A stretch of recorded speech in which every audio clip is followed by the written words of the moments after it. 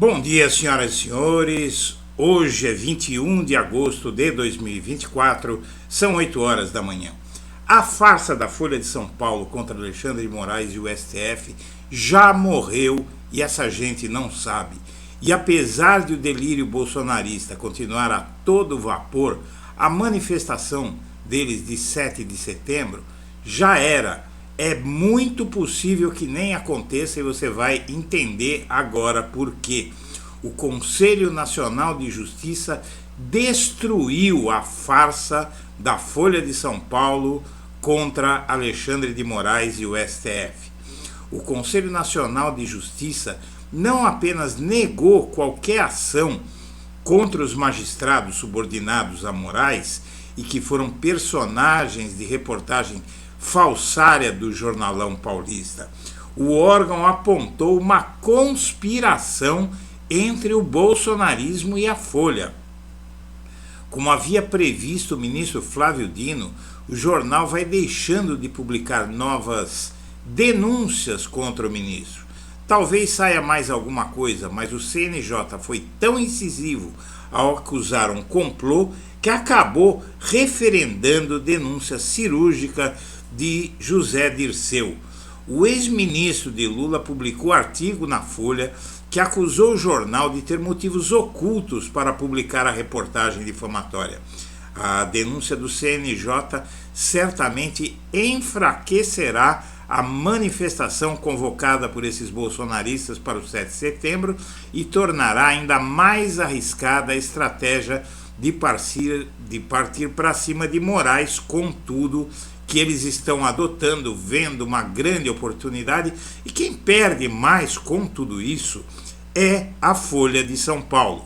Nesse vídeo você vê que a ilusão bolsonarista com o impeachment de Moraes é grande, mas o Conselho Nacional de Justiça acabou com a festa deles. Antes de eu explicar por quê, eu quero pedir a você que acompanha o Blog da Cidadania, que se inscreva no canal, deixe seu like e compartilhe este vídeo. Deputados e senadores se uniram num vídeo para voltar a pedir povo na rua contra o ministro do Supremo. No passado, isso deu bem errado, como diz a revista Veja. Os deputados e senadores bolsonaristas, vários deles investigados pelo STF, gravaram esse vídeo que você viu para convocar manifestações contra o Moraes.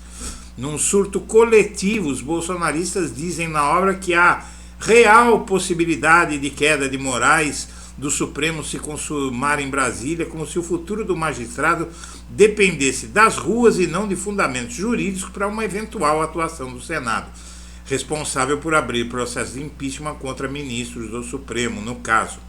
O que é que acontece? Os bolsonaristas acreditam que se tiver muita gente na rua, o Senado Federal vai aprovar, o Pacheco e os senadores que não estão dispostos a fazer isso, vão aprovar o impeachment de Alexandre de Moraes. Isso não existe, isso é impossível, porque não há base jurídica para fazer o impeachment de Alexandre de Moraes, e não basta o Senado querer fazer isso por motivo político. Isso requer que haja fundamentos jurídicos, senão o STF ele tem poder de anular qualquer decisão do Senado nesse sentido. Veja bem, eu já coloquei aqui várias vezes análises de advogados, de juristas, mostrando o seguinte: o Supremo Tribunal Federal é o guardião da Constituição. O papel, segundo está na Constituição brasileira, o papel do Supremo Tribunal Federal é decidir que leis são constitucionais, ou seja, combinam com a Constituição brasileira, e que leis não combinam. Evidentemente, uma decisão dessa do Congresso não seria apoiada, até porque o Conselho Nacional de Justiça, a quem compete disciplinar processos contra magistrados, acaba de matar tudo isso, e você vai ver isso aqui, e isso começa com a matéria de José Dirceu ontem na Folha de São Paulo, na verdade anteontem, não é? na segunda-feira, na Folha de São Paulo, em que o ministro, o ex-ministro de Lula, escreve sobre o que está por trás da denúncia contra Alexandre de Moraes e deixa claro que é estranha a matéria da Folha porque ela versa sobre nada. Ela não tem uma razão de ser, a matéria não diz o que é que o ministro fez. Coloca algumas coisas que não podem ser consideradas crime, nem infração de qualquer tipo, como algum erro que o magistrado Alexandre de Moraes tenha cometido. Só o primeiro parágrafo já dá para você ver o tom que o José Dirceu usou para descrever o que a Folha de São Paulo fez. Causa estranheza o destaque dado pela Folha à denúncia de que o ministro Alexandre de Moraes teria agido fora dos ritos. O inquérito foi aberto por ele ainda em 2019 contra jornalistas e comunicadores que insistiam em disseminar notícias falsas. E aí, o tom da matéria do Dirceu é de dizer que a matéria da Folha é inexplicável e que tem política por trás dessa suposta reportagem. Bom, é aí que entra o CNJ. O Partido Novo e a Folha de São Paulo se uniram. O Partido Novo é a versão de banho tomado do bolsonarismo. É um partido totalmente bolsonarista, mas que toma mais cuidado com as palavras, procura se revestir de uma certa decência, não é? Mas, na verdade, não passa de um partido bolsonarista. E eles pediram punição para os juízes auxiliares de Moraes e, por extensão, ao próprio Moraes. O CNJ não só negou investigar os auxiliares de Moraes, como foi na mesma linha de José Dirceu e denunciou objetivo oculto do Partido Novo nesse pedido. E aqui você vê a decisão do Conselho Nacional de Justiça, do ministro Luiz Felipe Salomão, melhor dizendo, que é o Corregedor Nacional de Justiça. A decisão diz que em sua petição inicial, o reclamante, que é o Partido Novo, narra que o jornal Folha de São Paulo, em reportagem de 13 de agosto, noticiou, após ter acesso a mais de 6 gigabytes de mensagens, arquivos de áudio trocados via WhatsApp, que os magistrados reclamados agiram para que a Assessoria Especial de Enfrentamento à Desinformação do TSE produzisse a pedido informal via WhatsApp de Alexandre de Moraes relatórios sobre pessoas previamente indicadas pelo ministro. E pediu punição, disse que isso tudo era irregular. Aí o Luiz Felipe Salomão, ou CNJ, decide. Inicialmente, registro que, tal como já certificado pela Secretaria Processual, a inicial, ou seja, a petição inicial que faz o pedido de punição aos magistrados, se encontra desacompanhada de documento essencial que era um documento do próprio Partido Novo, não é, que deveria ter sido juntado e não foi. E o corregedor continua. Ainda que tivesse o documento, eu reputo, ou seja, eu decido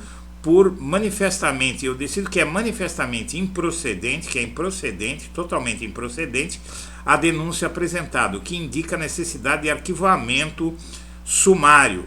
A fundamentação trazida para lastrear o pedido de abertura do processo disciplinar refere-se, em verdade, ao mérito de procedimentos criminais instaurados.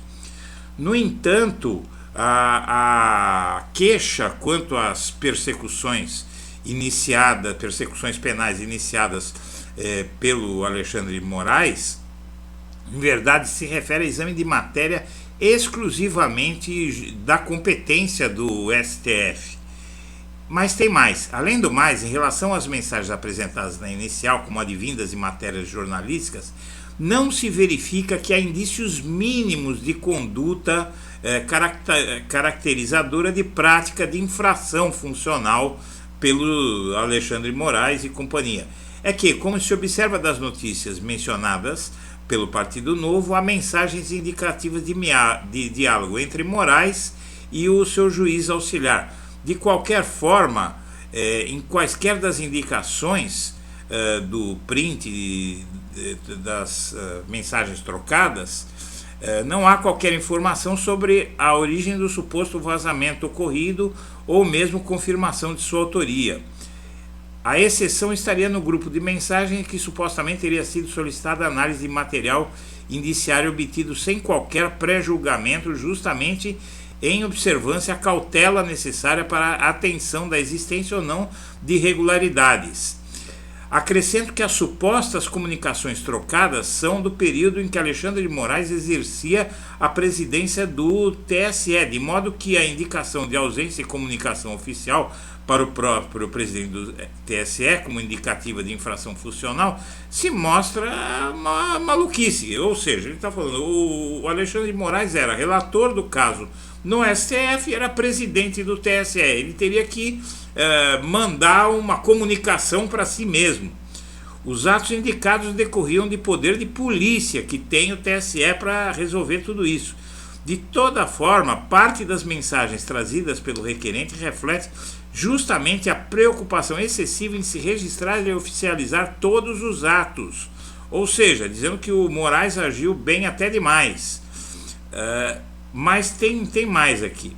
Diz aqui na parte final o corregedor: de outra parte, observada sempre a devida vênia, as devidas desculpas, é de bem ver que, conforme a narrativa nebulosa da peça inicial, ou seja, o magistrado chama de nebulosa a ação do Partido Novo, verifica-se que o requerente questiona também o mérito de questões que resvalam em atos praticados pelo ministro do Supremo sob a tentativa de acusar condutas aos magistrados que auxiliavam o ministro no Supremo.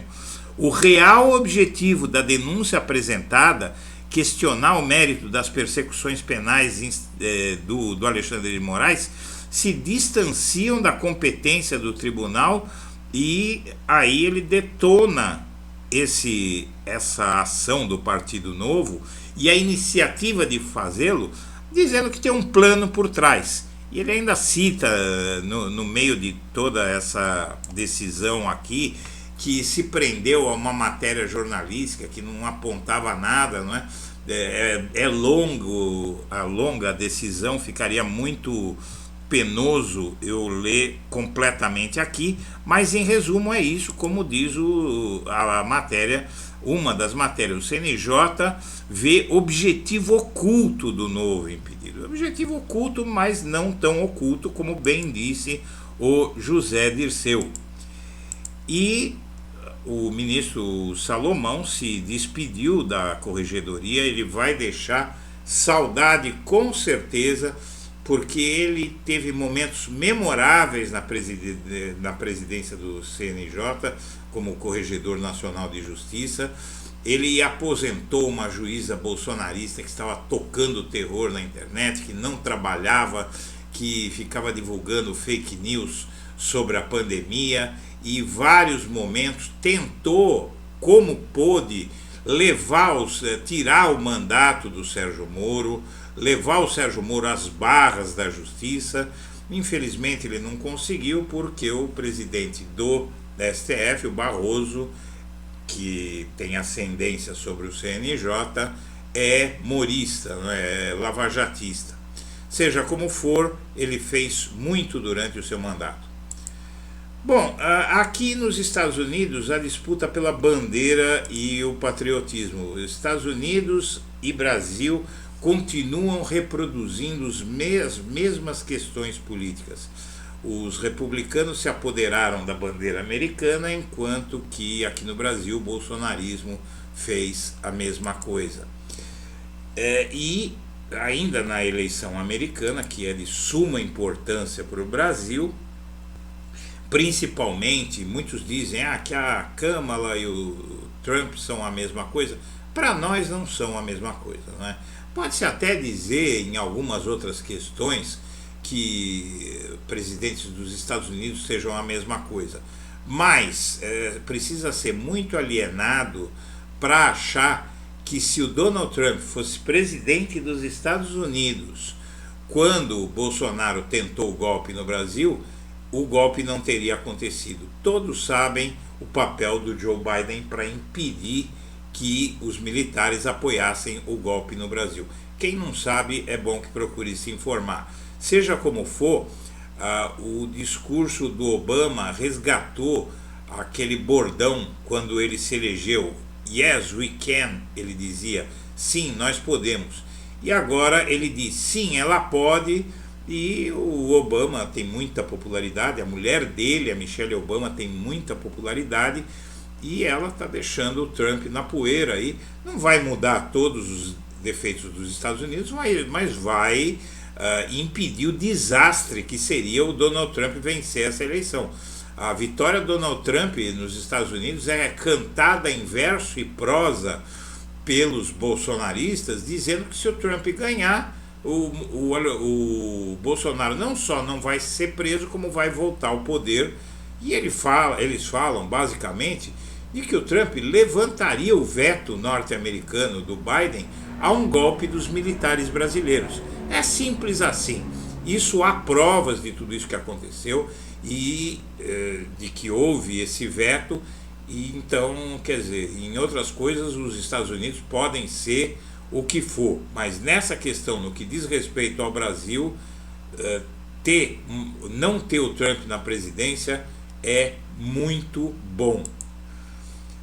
O Lula vai receber o Eduardo Leite após eles trocarem farpas, né? O Lula chamou o Leite de ingrato, porque o Lula realmente ajudou muito, né? Dividiu com ele tudo que o governo federal fez, e esse sujeito aqui era um bolsonarista enrustido. O sujeito é homossexual e apoiava o Bolsonaro em 2018. PCdoB é o partido com maior proporção de negros e o PL do Bolsonaro, maior porcentagem de brancos. Por que eu não me surpreendo com isso, né? O STF manda reduzir superlotação de presídio no interior de São Paulo. Veja, manda reduzir a superlotação para 37,5%, quase 40%. E pior que tem gente que acha que essa superlotação, essa situação desumana nos presídios é boa. Não é boa. Isso piora a situação da criminalidade no Brasil e deixa muita gente que entra por um crime besta na cadeia sair de lá completamente doido, o que é uma ameaça para a sociedade. Erga essa cabeça, hit que já embalou o coro anti-Bolsonaro, vira jingle de bolos, mas uso por Carluxo é vetado. Por quê? Porque, primeiro, que os autores são de esquerda, e segundo, que o Boulos comprou os direitos. Golaço, porque o jingle é muito bom e vale a pena. Tá aqui nos short vídeos, nos vídeos curtos do blog da Cidadania, eu postei ontem à noite, ouça que é muito legal. Investigado do 8 de janeiro tentou vender o Porsche para manter a fuga nos Estados Unidos. Um ricaço que financiou as tentativas de golpe fugiu para os Estados Unidos, tentou vender um Porsche que estava no nome da mulher dele para esconder, né, patrimônio, como fazem todos os endinheirados sonegadores, e não conseguiu, e agora ele vive gravando vídeo, chorando, dizendo que está catando comida no lixo lá nos Estados Unidos. Mais um imbecil que o bolsonarismo prejudicou, enquanto o Bolsonaro está aqui montado no dinheiro, né, dando risada. O bolsonarista imbecil está passando por tudo isso lá, como muitos outros, né? E infelizmente o fanatismo dá nisso. Por fim, o Nunes fez uma proposta de colocar uma espécie de VAR nos debates, um juiz eleitoral que disciplinasse tudo. É o fim da picada, né? A justiça eleitoral não funciona assim, não pode decidir em questão de segundos nem nada do que for tratado ali. É impossível que um monte de marmanjos não sejam capazes de se portar com civilidade. Se o Marçal não se porta com civilidade, tira o Marçal da eleição e acabou. Isso é o que vai acabar acontecendo. Mais tarde nós vamos falar do Marçal. Senhoras e senhores, eu agradeço a atenção e deixo o meu abraço para todo mundo.